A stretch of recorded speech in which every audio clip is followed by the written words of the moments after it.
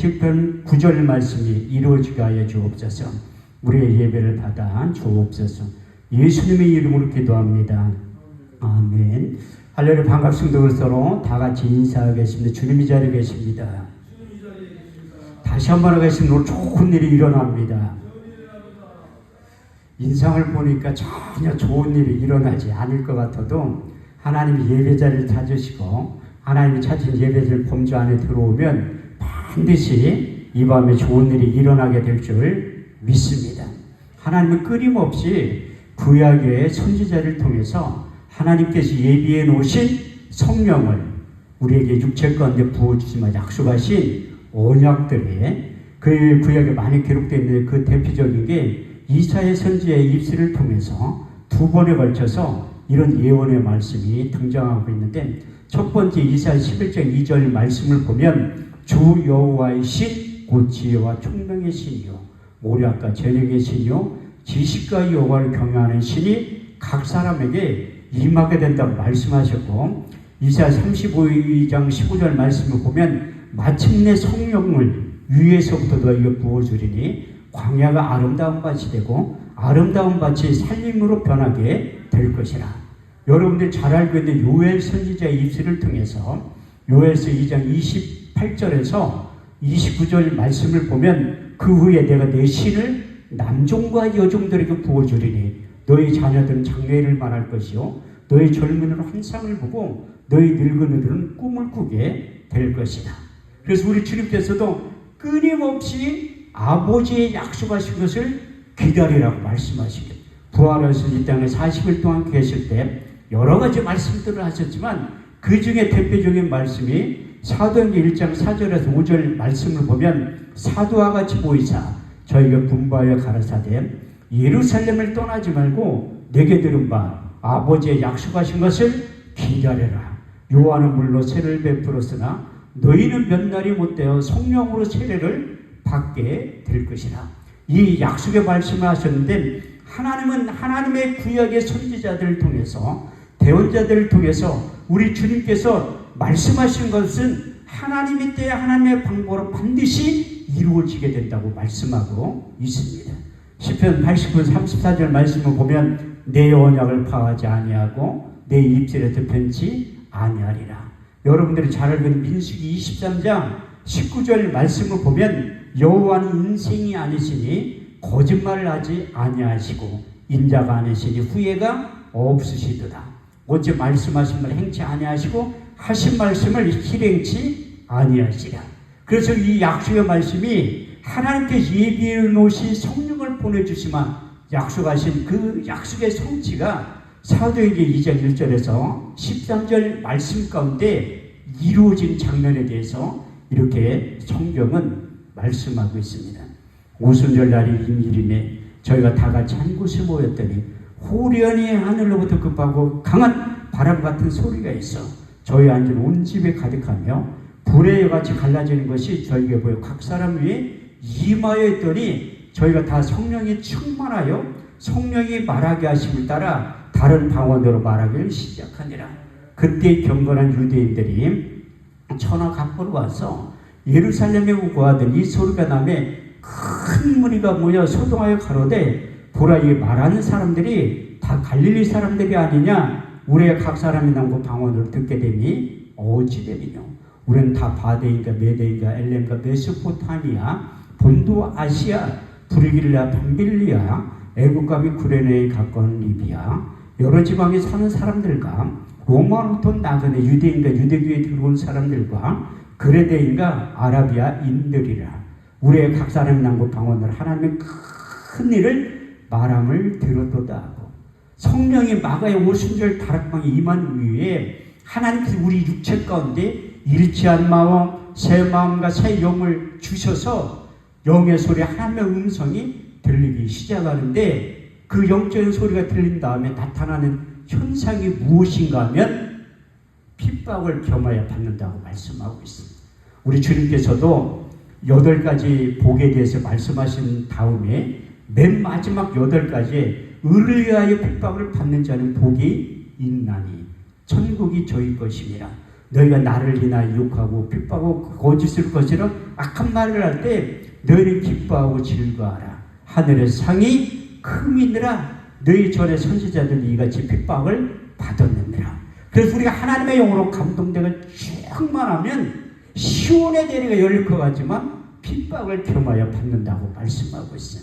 그때 베드로가 유창한 설교를 하는 것 같지만 학문 없는 범인이라 이제 유창한 설교를 하지 못하는데 그 한 번의 설교를 통해서 3,000명, 5,000명 회개하는 놀라운 역사가 나타나기 시작하는 그 이유가 무엇인가 하면 사도행전 2장 4절 말씀대로 저희가 다 성령의 충만을 받고 성령의 말하게 하심을 따라 다른 언어로 복음을 전할 때 놀라운 역사가 나타나기 시작했는데 그 모습을 보고 유대인들이 세술에 취한 모습으로 보였다고 말씀하고 있습니다.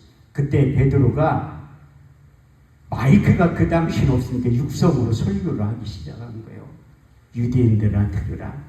이 사람들이 방언을 말하고 세언을 말하는 것은 세술에 취한 모습이 아니라 하나님의 영으로 감동돼서 성령이 말하게 하심을 따라 다른 언어로 구약의 선지자를 통해서 우리 주님께서 예언했던 말씀이 성취될 때 나타나는 현상이 그것이라고 풀어서 말을 하기 시작해요.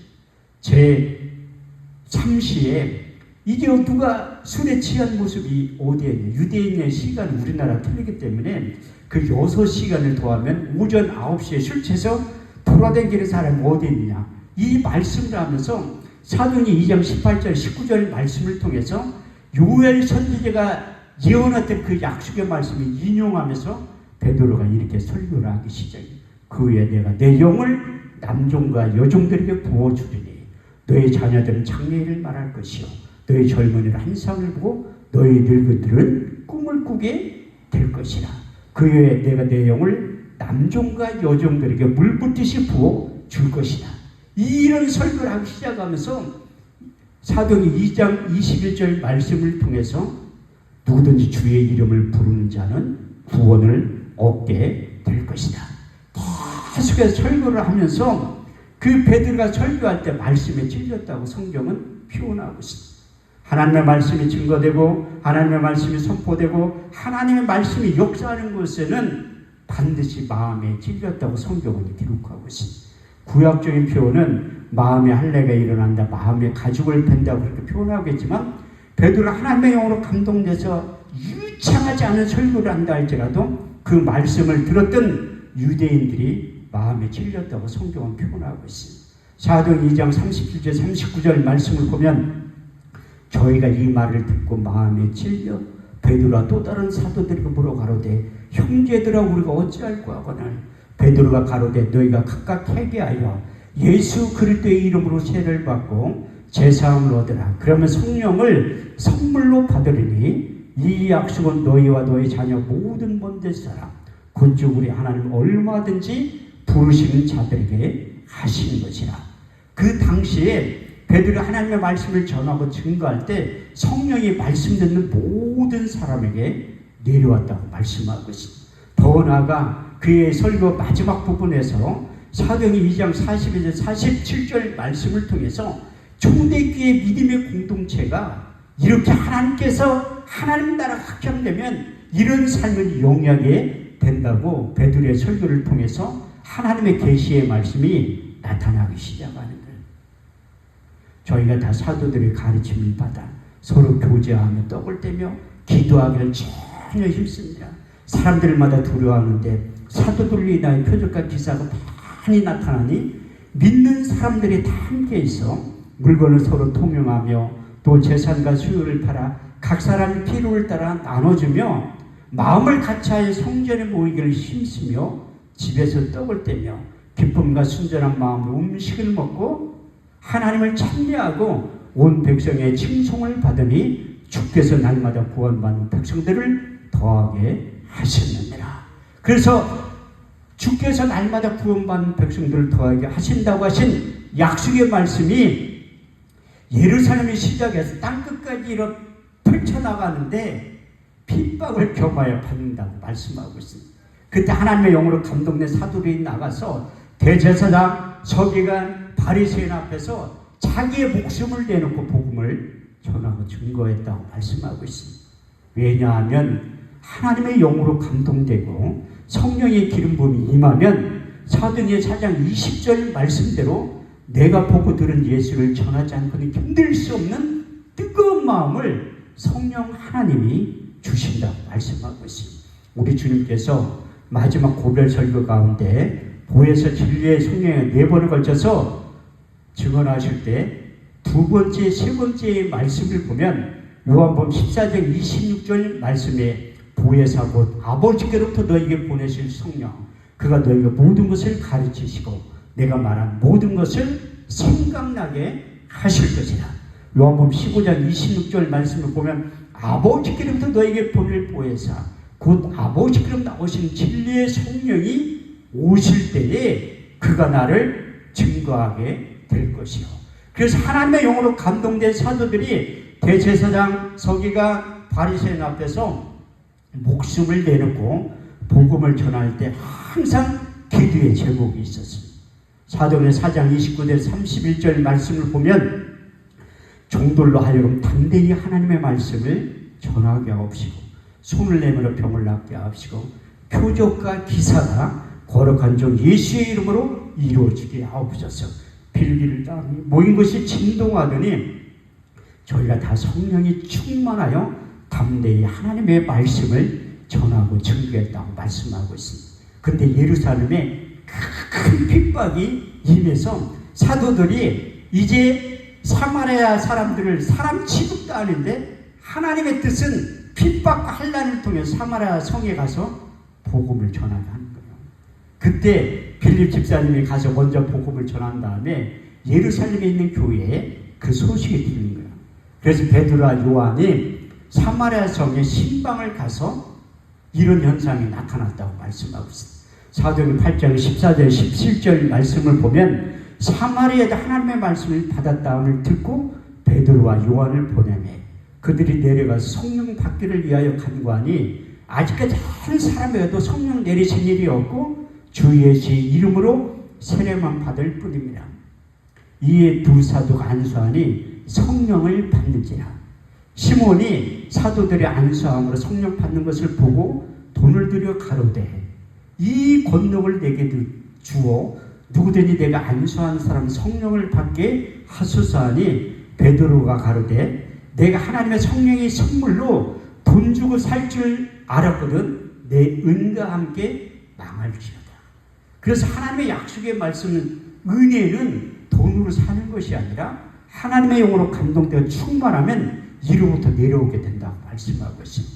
야고보서 1장 17절 말씀을 보면 각양 좋은 은사와 온전한 선물이 다 이로부터 빛들이 아버지께로부터 내려오게 된다고 말씀하셨고 하나님의 영으로 감동된 사도 바울은 성령의 9가지 은사를 하나님께 다 받았기 때문에 그가 사역 가운데 고린도서 12장 4절에 11절 말씀을 통해서 성령의 9가지 은사를 내가 받아서 사역을 감당했다 이렇게 고백하고 간증하고 있습니다. 은사는 여러 가지나 성령은 같고 직임은 여러 가지나 주는 같으며 역사는 여러 가지나 모든 것을 모든 사람 가운데 역사하신 하나님은 가시더니 성령의 나타나심을 주심은 유익하게 하심이라. 어떤 이가 성령으로 말미암아 지혜의 말씀의 은사를 지식의 말씀의 은사를 믿음을 능력 행함을 영들 분별함을 병 고치는 능력을 예언을 방언 통역함을 주시나니 이는 같은 한 성령이 행하사 그 뜻대로 각 사람에게 나눠 주셨다고 말씀하고 있습니다. 그래서 예루살렘에 핍박이 임한 다음에 흩어진 다음에 사마리아 성까지 옮겨진 다음에 그 이후에 하나님의 성령은 유대인들만 받는다고 착각하고 있었던 거예요. 그때 베드로가 기도의 사람 고넬료가 기도할 때 베드로를 청한 다음에 이제 예배를 드릴 때 이런 현상이 나타났다고 말씀하고 있습니다. 사도행전 10장 44절 46절 말씀을 보면 베드로가 이 말할 때 성령의 모든 말씀 듣는 사람 내려오시니 베드로와 같이 할례받은 신자들이 이방인들에게도 성령 부어주심을 인하여 논란이 저희가 다 방언을 말하며 하나님 높이는 소리를 들었다고 말씀하고 있습니다. 제가 항상 하나님의 말씀을 전하고 증거할 때 베드로가 하나님의 말씀을 전할 때 성령의 말씀 듣는 모든 사람에게 내려오게 되었다고 하신 그 은혜를 사모하면서 이 단에서 말씀을 전하고 증거하는 이유가 바로 거기에 있습니다. 오늘 말씀을 듣는 여러분들에게도 베드로가 설교했던 것처럼 말씀 듣는 모든 사람들에게 성령이 내려오신다고 하신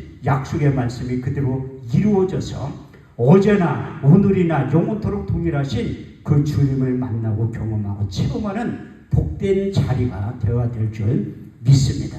제가 그런 현상 처음에 언제 나타났냐면 영적인 세계에서 아무것도 모를 때 삼각산 미랄기도원에서 집회를 처음으로 인도할 때 그때 신학교 다닐 때 의무적으로 삼각산에 금요 철학하러 올라가는 거예요. 왜 출석 체크를 하니까 안 올라갈 수가 없잖아요. 막차 타고 올라가서 싫으나 좋으나 새벽 천차가 다닐 때가 삼각산이 있어야 돼요. 그 삼각산 올라가다 보면 거기 삼각산 미랄기도는 아주 유명한 기도원이 있었어요. 그때 제가 신학교 다닐 때 올라가면서 하나님 나 저기에서 목사 안수 받으면 설교 한 번만 하게 해주세요. 그 스쳐 지나가는 기도도 하나님이 듣고 계시네요. 민수기 14장 28절 말씀을 보면 너희 말이 내 귀에 들린 대로 행해 주시마 약속하신 거예요. 그때 이제 삼각산 미랄교는 초청을 받아서 설교를 하는데 사도행전 10장 44절 46절 말씀이 재혼이 된 거예요. 왜냐하면 하나님의 말씀은 어제나 오늘이나 영원토록 동일하신 사건이 저의 사역 가운데도 그대로 나타나기 시작하는 거예요. 삼각산 미랄교도원에서 월요일날 저녁에 말씀을 전하고 증거한 20분 정도 되니까 사람들이 그때는 의자가 없으니 방석에 앉아서 한 절반 정도가 쓰러지기 시작하는 거예요. 저도 설교하는 강사인 저도 깜짝 놀란 거예요. 그런 일이 처음이니까. 그래서 영적인 세계는 받은 자 외에는 모르는 거예요. 제가 그런 일들이 처음 나타났기 때문에 저도 당황스러운데 뒤에 앉아있던 남자 목사는 저거 쉬워하는 거 아니라고. 나중에 그 성경을 찾아보니까 성령의 기름 부음이 임하면 쓰러지는 현상이 나타난다고 말씀하고 있습니다. 그건 구약에 다니엘도 하나님을 면전에서 볼 때 쓰러졌다고 말씀하고 있습니다. 다니엘 10장 7절에서 9절 말씀을 보면 이 큰 인상 나 다니엘이 홀로 보았고 나와 같이 한 사람들은 보지 못하였으나 그들이 크게 두려워하며 도망하여 숨었느니라. 이 큰 인상을 나 다니엘이 볼 때에 내 몸에서 힘이 빠졌고 아름다운 빛이 변하여 썩은 듯 하이고 땅에 꼬꾸라져서 죽은 자같이 되었다고 말씀하고 있습니다. 더 나아가 우리 주님께서 신성으로 나타나신 적이 있는데 로마 병정들 잡으러 왔을 때 요한복음 18장 6절 말씀을 보면 내놓으라 하신 그들이 물러가서 땅에 꼬꾸라졌다 말씀하고 있습니다. 사도 요한도 밤모섬에서 우리 주님을 영안이 활짝 열려가지고 본 적이 있어요. 그래서 요한계시를 그렇게 했는데 그때 요한계시 1장 17절 말씀을 보면 내가 그의 얼굴을 보니 땅에 꼬꾸라져서 죽은 자같이 되매 그가 손을 내밀어 내 몸에 대시며 이르기를 두려워 말라. 난 처음과 나중이라. 그래서 성령의 기름 부음이 임할 때 나타나는 현상이 여러 가지가 있지만 첫 번째가 쓰러지는 이유가 바로 거기 있습니다. 능력이 밖에서 안으로 들어갈 때 육체를 입고 있는 우리들이 하나님의 임재의 표현으로 쓰러지게 된다고 말씀하고 있습니다. 두 번째는 무엇인가 하면 내 속에 있는 악한 영들이 떠나갈 때 쓰러지게 된다고 말씀하고 있습니다. 마가복음 9장 20절 말씀을 보면 귀신이 예수를 보고 그 아이의 심히 경련을 일으키게 하는지라. 그 아이가 꼬꾸라지며 굴며 거품을 흘리더라. 그래서 성령의 기름 부음이 임할 때 내 악한 것이 떠나갈 때 쓰러지게 되는 현상이 나타나는 게 성경은 그렇게 말씀하고 있어요. 왜 우리 육체 가운데 성령을 보내주시나 하면 어제나 오늘이나 영원토록 동일하신 그 주님을 정확하게 고백하기 위해서 성령의 감화 감동을 통해서 주는 그리스도시요 살아계신 하나님의 아들입니다. 이런 정확한 신앙 고백을 하게 만드는 거예요.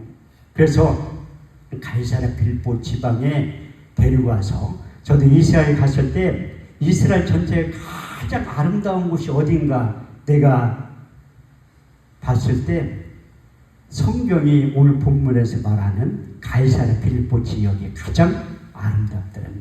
그때 우리 주님께서 제자들이 이끌고 요즘 말로 표현하면 자연 대신방을 가서 제자들에게 물어본 거예요. 사람들이 인자를 누구를 아느냐? 그때 제자들이 답변이 더러는 세례요한, 더러는 예레미야, 엘리야 선지자 중에 하나입니다. 그러면 너희는 나를 누구라 하느냐? 이렇게 우리 주님께서 제자들에게 질문을 첫 번째 던진 거예요. 여러분들에도 그런 과정이 다 있을 거예요. 너희는 나를 누구라 하느냐? 너희는 나를 누구라 하느냐? 베드로에게 질문을 던졌던 것처럼 저에게도 여러분들에게도 우리 주님께서 질문을 던진 적이 반드시 있어요. 그때 베드로가 주는 그리스도시요 살아계신 하나님의 아들입니다. 정확하게 신앙 고백을 할 때 바요나 시모나 내가 복이 있도다. 이를 알게 하는 내 희록이 아니라 하늘에 계신 내 아버지께서 알게 해주셨다고 말씀하고 있습니다. 우리가 예수를 주로 시인하는 게 쉬운 것 같지만 절대 쉬운 게 아니에요. 저희 부모님이 죽기 전에 예수 믿으라고 그렇게 해도 죽어가면서도 입으로 시인 안 하더라고요. 그래서 사도 바울이 로마서 10장 9절에 10절 말씀을 통해서 내가 만일 내 입으로 예수를 주로 시인하며 하나님께 죽은 자 가운데 살린 것을 내 마음에 믿으면 구원을 얻으리니 사람이 마음으로 믿어 의에 이르고 입으로 시인하여 구원에 이르게 된다고 말씀하고 있습니다. 이처럼 우리가 정확한 신앙 고백을 할 때에 음부의 교회가 이르지 못하는 그 교회를 세우게 된다고 말씀하고 있습니다. 그래서 교회는 물질로 세워지는 것도 아니고 사람이 많은 숫자가 많음으로 세워지는 게 아니라 우리들의 정확한 신앙 고백 위에 교회가 세워진다고 말씀하고 있습니다. 내 반석 위에 교회를 세우리니 음부의 권세가 이기지 못할 것이라. 우리 주님께서 교회를 세워주신 게 아니라 세워지게 될 것이다. 이 예언의 말씀만 하신 다음에 21절부터 25절 말씀이 아주 중요한 말씀을 하십니다. 우리 주님께서 십자가 사건에 대해서 제자들에게 말씀을 하시죠. 내가 예루살렘에 올라가서 대제사장과 서기관과 바리새인들에게 많은 고난을 당하고 죽임을 당하고 제 사흘 만에 다시 살아날 것에 대해서 제자들의 얘기를 하니까 제자들이 안 된다고 뜯어말리는 거예요. 육신의 눈으로 볼 때는 그게 정상이에요. 아니 예수님이 죽으러 예루살렘에 올라가는데 그거 말리는 게 당연하죠. 그때 우리 주님께서 베드로와 신앙 고백을 정확한 제자들에게 천국 열쇠를 준 거예요. 내가 천국 열쇠를 너에게 주리니 땅에서 매면 하늘에서 매일 것이고 땅에서 풀면 하늘에서도 풀리게 될 것이다. 이 약속의 말씀을 선포하시고 이제 십자가 사건에 대해서 죽으러 온 게 하나님의 뜻이에요. 우리 주님께 이 땅에 오시는 것은 죽으러 왔다고 말씀하고, 왜? 죽여야지만 하나님의 뜻이 이루어지고 하늘나라 시민권이 우리에게 임하기 때문에 이제 우리 주님은 죽으러 가시면 그때 제자들이 뜯으면 안 된다고. 그때 우리 주님께 제자들이 하시면 사단아 내 뒤로 물러가라. 너는 나를 넘어지게 하는 자로다. 너희가 어찌하여 하나님의 일을 생각지 아니하고 사람의 일만 생각하느냐. 그래서 육신의 생각이 사단의 생각이라고 말씀하고 있어요. 사도 바울도 끊임없이 하나님의 영으로 충만한 삶이 영했던 이유가 무엇인가 하면 3차 전도 여행을 마치고 고린도 전서를 기록한 거예요. 그때 유명한 신앙 고백을 두 군데서 고백하고 간증하고 있는데 로마서 7장 21절 25절 말씀을 보면 내가 한 가지 법을 깨달았느니 선을 행하기 원하는 나에게 악이 항상 함께 있는 것을 보는도다. 속사람은 나를 즐거워하되 하나님의 법을 즐거워 내 지체 속에 있는 또 다른 법이 내 마음의 법과 싸워 지체 속에 있는 죄의 법 아래로 사로잡아 오는 것을 보는도다. 오라 나는 공고한 사람이로다. 이 사망의 몸에서 누가 나를 건져내라. 육신은 죄의 법을 내 속사람은 하나님의 법을 섬긴다고 고백한 다음에 육신의 생각과 영의 생각이 존재한다고 말씀하고 있습니다. 로마서 8장 5절에 9절 말씀을 보면 육신을 주는 자는 육신의 일을 영을 주는 자 영의 일을 생각하나니 육신의 생각은 사망이요 영의 생각은 생명과 평안이니라. 육신의 생각은 하나님과 원수가 되나니 이는 하나님의 법이 굴복지 아니할 뿐 아니라 할 수도 없느니라. 육신에 있는 자들은 하나님을 기쁘시게 할 수 없느니라. 만일 너희 가운데 하나님의 영이 거하시며 너희가 육신에 있지 않고 영에 있나니 누구든지 그리스도의 영이 없으면 그리스도의 사람이 아니라고 고백하고 시인한 다음에 육신의 생각과 영의 생각이 충돌하게 되는데 이것을 극복할 수 있는 방법은 성령 충만 외에는 없다고 해답도 제시하고 있습니다. 갈라디아서 5장 16절에 18절 말씀을 보면 성령을 쫓아 행하라. 그럼 육체의 욕심을 이루지 아니하노니 육체의 소욕은 성령의 소욕을 거스리고 성령의 소욕은 육체의 소욕을 거스리라니 이 둘이 대적함으로 너희가 원하는 것을 하지 못하게 된다고 고백하고 간증하고 있습니다. 이렇듯이 우리가 육신의 생각을 벗어날 수 있는 방법, 땅의 일을 생각하는 것이 우리 주님께서 영의 소리를 여러분들이 잘 들으셔야 돼요. 우리가 정으로 목표하는 게 아니라 육신을 가득 찬 생각이 사단아 내 뒤로 물러가라. 너는 나를 넘어지게 하는 자라.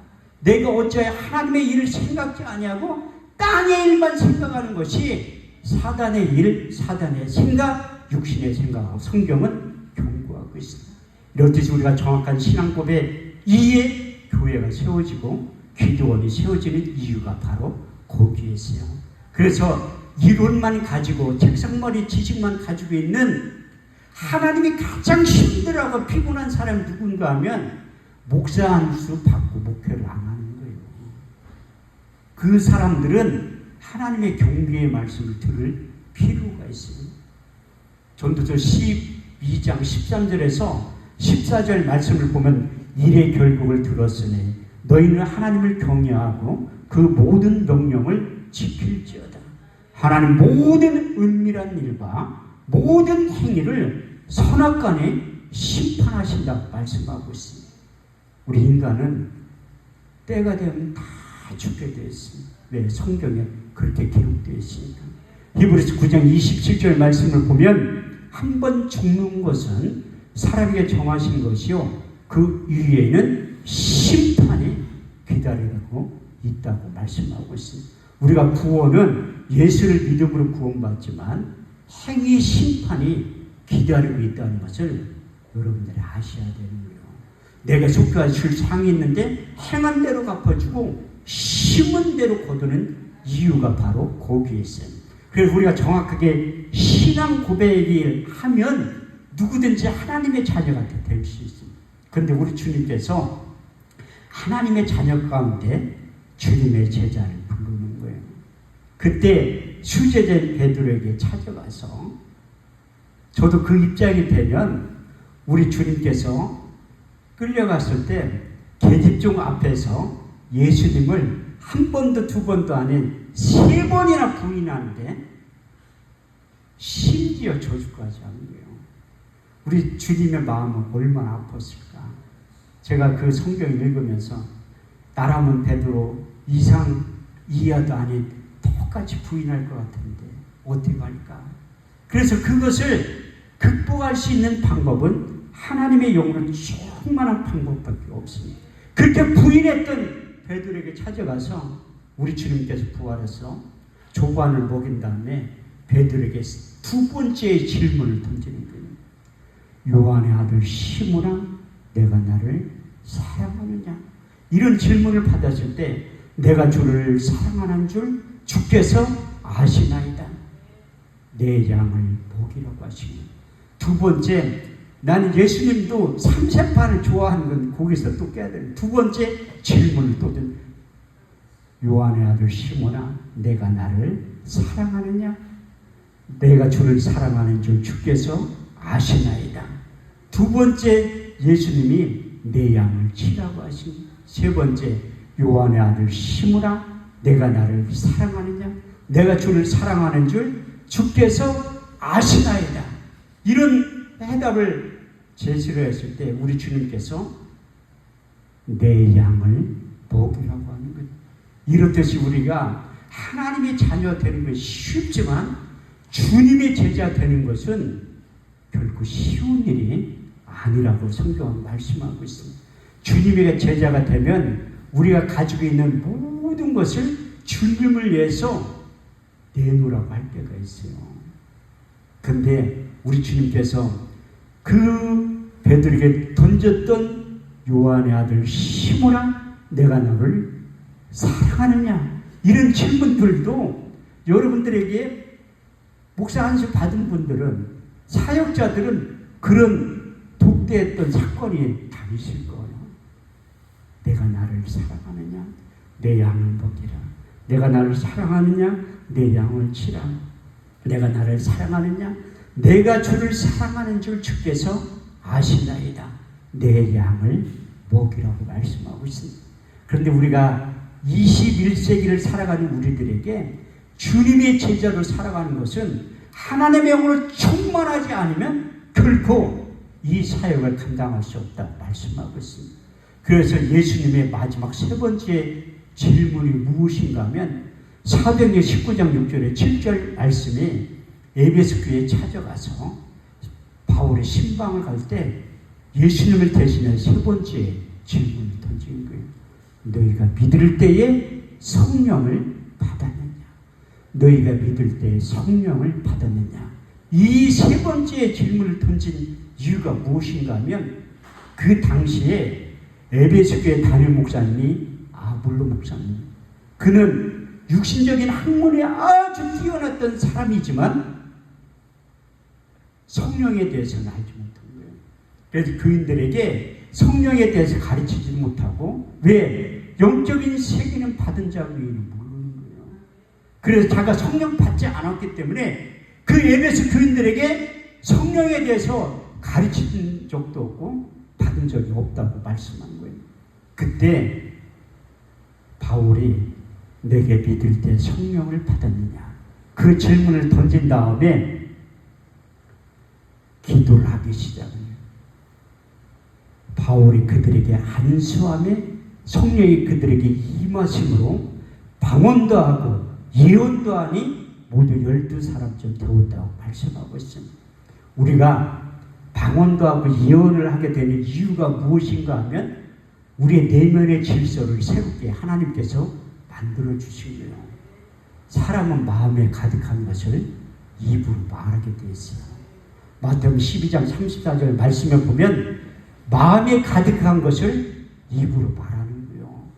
그 사람의 언어 하는 것을 보면 그 사람의 수준이 어떠한가 나타나게 되는 거예요. 그래서 주의 종은 할 말과 하지 말아야 할 때가 있어요. 저는 여태까지 사역 22년 하면서 많은 사람들이 비방의 소리를 듣지만 남 험담 안 하는 이유가 바로 거기에 있습니다. 왜냐하면 동역자 의식이 있어야 돼요. 변호사 협회에서 변호사들끼리 잘못한 거 변론하지 않아요. 의사 협회도 의사가 실수한 거, 수술하다 사람 죽인 거 반론하지 않아요. 왜? 동역자 의식이 있지만. 그렇지만 왜 목사들의 세계에서는 조금만 흠만 있으면 그 트집을 내고 그 얘기를 하는지, 그것은 왜 그런가 하면 성령으로 충만하지 않기 때문에, 육신의 생각이 앞서기 때문에 마음에 가득한 것을 입으로 얘기하면서 그런 상소리가 나온 이유가 바로 거기에 있습니다. 많은 분들이 저에게 왜 성경을 암송하냐고 질문을 던져요. 왜냐하면 저 자신도 모르기 때문에 그래요.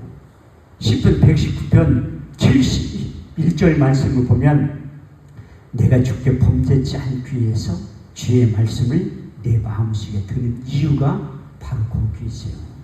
왜냐하면 육신을 입고 있기 때문에, 저도 저 자신을 모르기 때문에 말씀을 가까이 하는 이유가 바로 거기 있어요.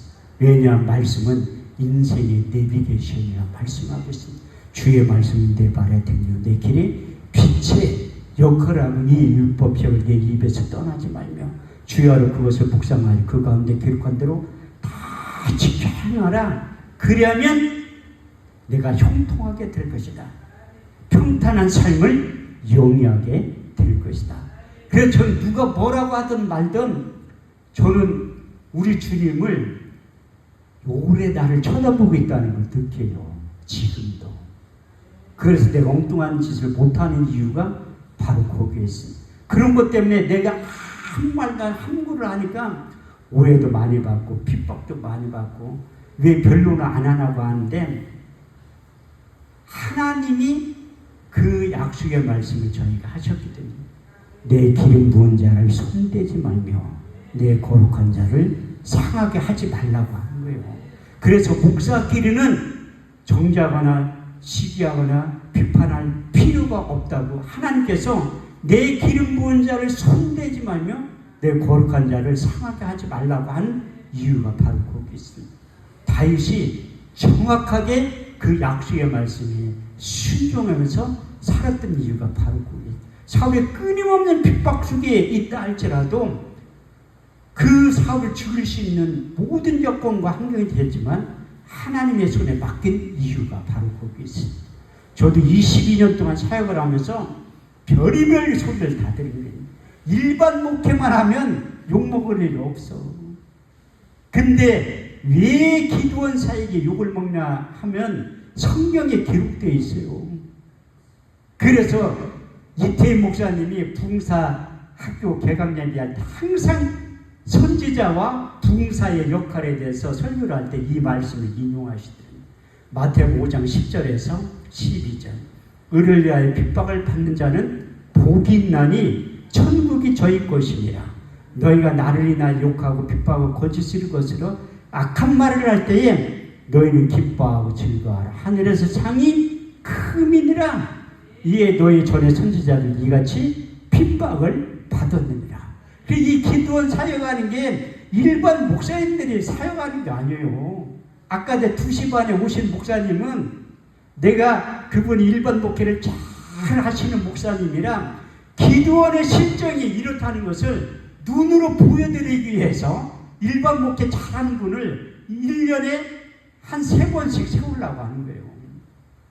왜냐하면 일반 교회와 기도원이 뗄래야 뗄 수 없는 불가분의 관계가 있습니다. 기도원이 부흥돼야지 교회가 부흥되는 거예요. 교회가 부흥돼야지 기도원도 부흥이 되는 거라니까요.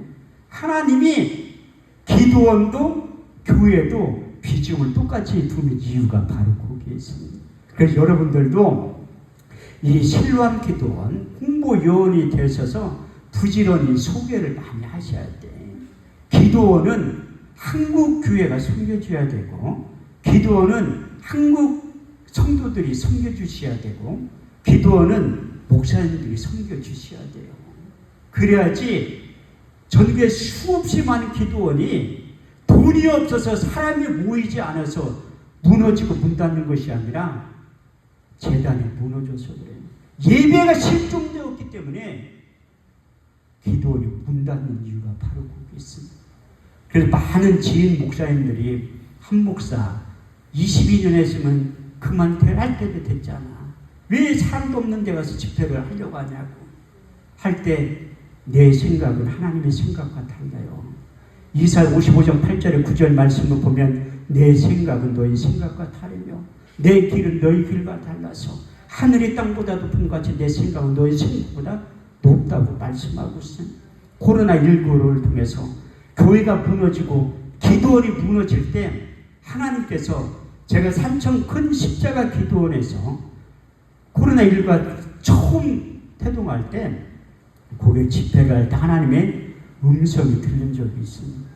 코로나19를 통해서 교회와 기도원이 무너지고 있는데 하나님께서 열왕기상 19장 18절 말씀에 보면 내가 나를 위하여 바알 앞에 입 맞추지 않은 7천인과 바알 앞에 무릎 꿇지 않은 7천인을 남긴다고 말씀하고 있습니다.